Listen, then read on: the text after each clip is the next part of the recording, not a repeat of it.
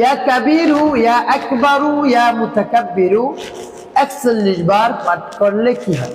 আমি আবার বলছি, ইয়া কাবীরু ইয়া আকবারু ইয়া মুতাকাব্বিরু ৪১ বার পাঠ করলে কি হয়?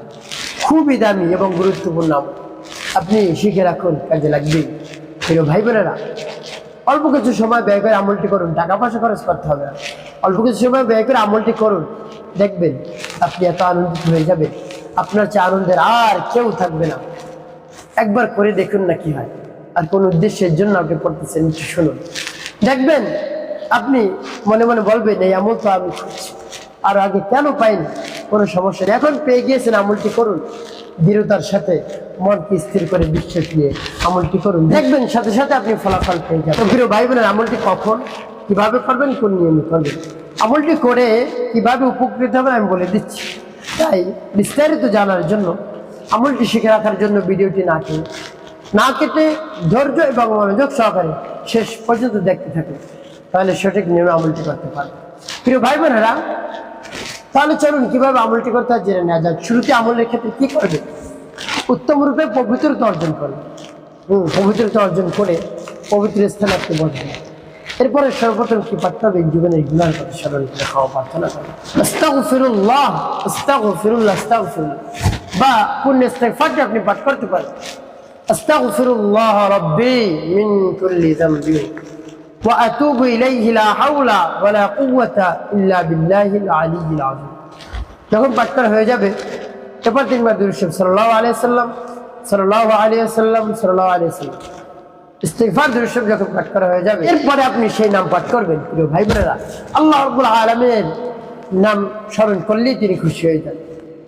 দেখুন, আপনি যদি একজন অভিভাবক হয়ে থাকেন, পিতা বা মাতা, আপনাকে যদি আপনার সন্তান ডাকে বাবা বলে, মা বলে, আপনার হৃদয়টা জুড়িয়ে যায়, আপনার মনে হয় যে আরো একবার যদি আমার সন্তান ডাকতো আরো ভালো লাগতো। তাই রব্বে কারীম চান তার বান্দা তাকে বেশি বেশি স্মরণ করুক, বেশি বেশি ডাকুক, তার নামের জিকির করুক।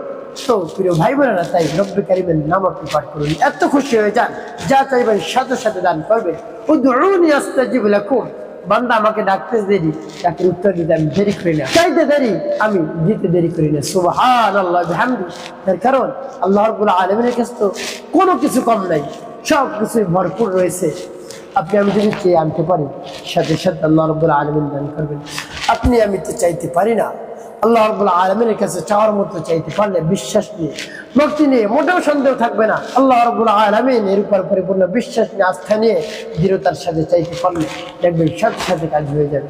তো প্রিয় ভাই বোনেরা, আল্লাহ রাব্বুল আলামিন নিজেই জানিয়ে দিয়েছেন, বান্দা আমার যে নাম রয়েছে তোমরা ধরে ধরে ডাকো, সুন্দর সুন্দর নাম ধরে ধরে ডাকো, তাহলে আমি খুশি হয়ে যাই।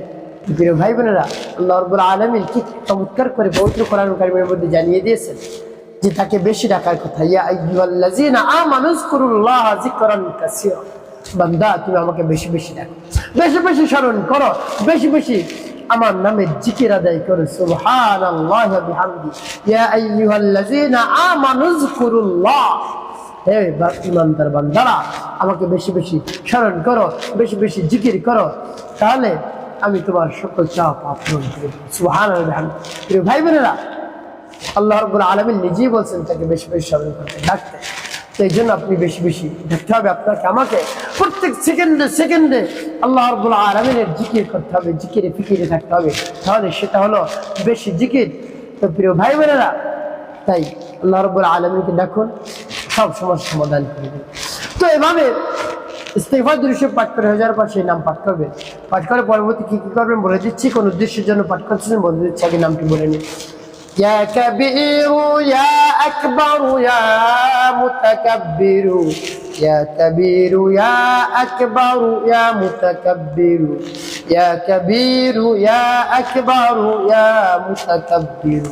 যখন পাঠ করা হয়ে যাবে একটু শুনে, তারপর আপনি আবার পাঠ করবেন, ইয়া কাবীরু ইয়া আকবারু ইয়া মুতাকাব্বিরু, ইয়া কাবীরু ইয়া আকবারু ইয়া মুতাকাব্বিরু, ইয়া কাবীরু ইয়া আকবারু ইয়া মুতাকাব্বিরু।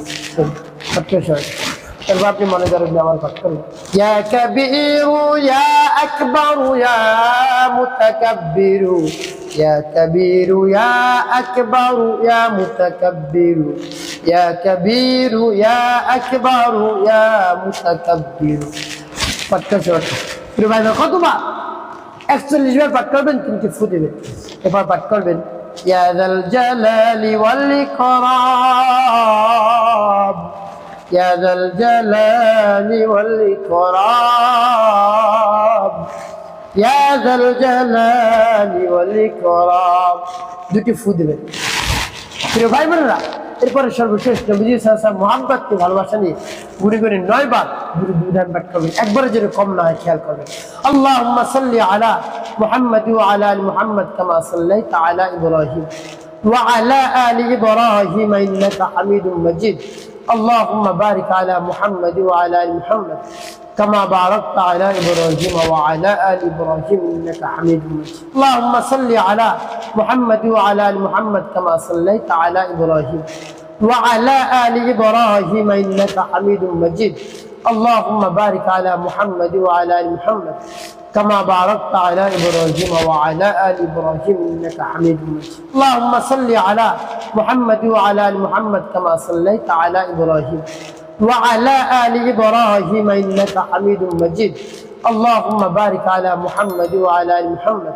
كما باركت على ابراهيم وعلى ال ابراهيم انك حميد مجيد اللهم صل على محمد وعلى ال محمد كما صليت على ابراهيم وعلى آل إبراهيم إنك حميد مجيد اللهم بارك على محمد وعلى آل محمد كما باركت على إبراهيم وعلى آل إبراهيم إنك حميد مجيد اللهم صل على محمد وعلى آل محمد كما صليت على إبراهيم وعلى آل إبراهيم إنك حميد مجيد اللهم بارك على محمد وعلى آل محمد كما باركت على إبراهيم وعلى آل إبراهيم إنك حميد مجيد اللهم صل على محمد وعلى آل محمد كما صليت على إبراهيم وعلى آل إبراهيم إنك حميد مجيد اللهم بارك على محمد وعلى آل محمد كما باركت على إبراهيم وعلى آل إبراهيم إنك حميد مجيد যখন পাঠ করে যাবো যে কিছু দেবেন প্রিয় ভাই বোন আমলটি করা শেষ কোন উদ্দেশ্যের জন্য আমল করলে